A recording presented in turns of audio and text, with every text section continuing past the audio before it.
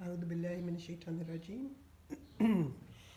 بسم الله الرحمن الرحيم. So I'm setting up for the lunar eclipse, full moon. Again, I don't ordinarily do for the full moon. I ordinarily do for the new moon. But this is the third of 3 eclipses in a row. And I have definitely experienced a great deal of the energy from these eclipses, albeit I am now coming up to 4 months under lockdown, living alone in a country that does not use English as its primary mode of communication. Also, I did some purging in my house, some reorganizing and stuff like that. And this cloth with the mandala-like shape on it, which is way too short for the space, allows me then to take this other cream-colored piece that's clear, and it ought to make a very nice backdrop for placing the items that will be shown off a little bit more, I think, intensely. I want to say something about the moon. The Islamic calendar is a lunar calendar.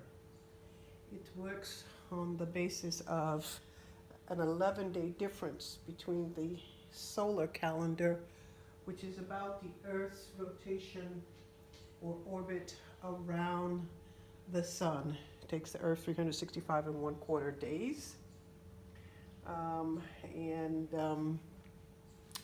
The lunar calendar is 11 days shorter. And in Islamic customary practice, the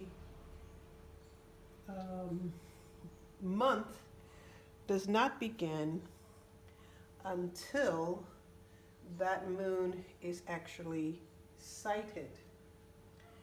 What I find interesting about that is that if you actually follow the course of the moon for the things that it does, you will notice that the moon rise is at a different place in the sky each night, subtly, from east to west. And the new moon arises in the west. The full moon arises in the east. I also need to say that someone alerted me that my statue is Onisha Vijaya. I think I got that right. Anyway, I have to check it because it's new to me. She is actually a goddess of longevity.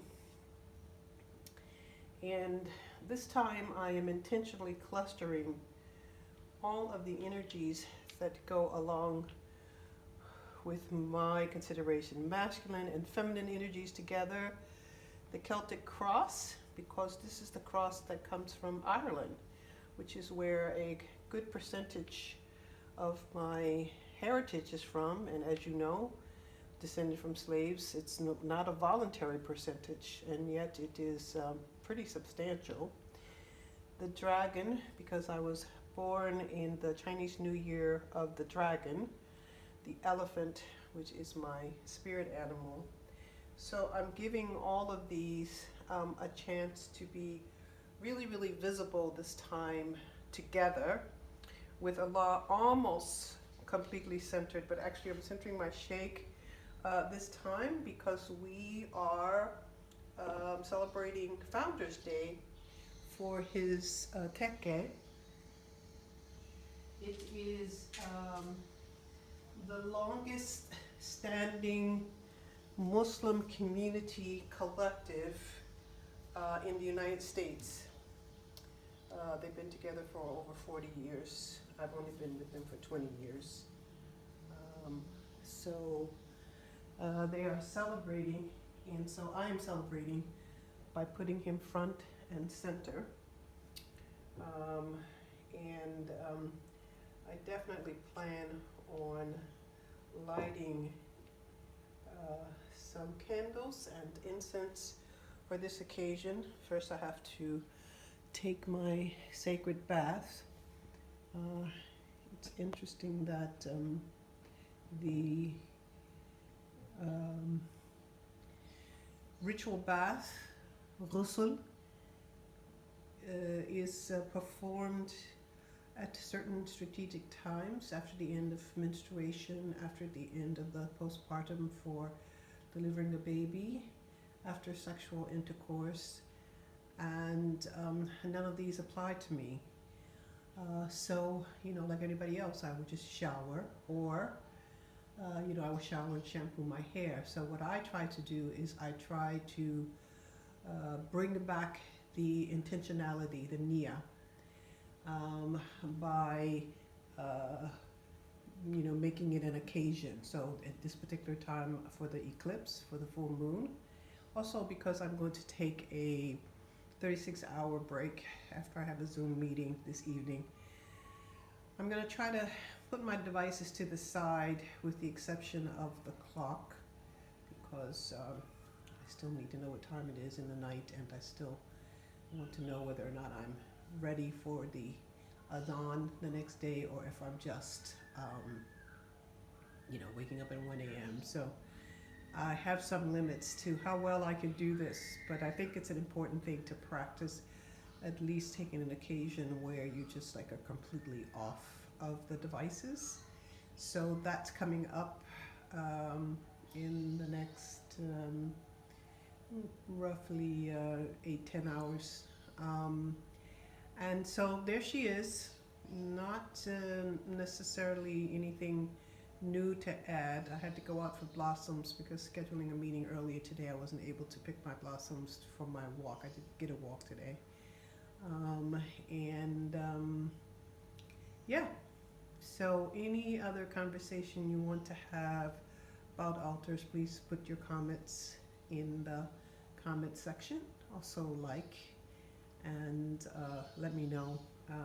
Those of you who have an altar, let me know. Share some photos of it, perhaps. Those of you who are interested to start one, we can have a separate forum about that if you like. Those of you who are wondering about the Islamness of it, actually, the altar is an intentional and unintentional sacred location of certain items. And sometimes people have a little mini altar or a traveling altar, just to set up certain things, especially stones and symbols that allow for the remembrance, the zikr, the remembrance of the divine. So for example, the Persian New Year, they have an altar with apples and different things, and each of the items have some symbology. I have already shared with you about some of the symbology of mine, so I won't repeat it here. Just to say that I will continue to do this until maybe there's more conversation that will invoke the need for some detailed consideration. Thank you. Salam.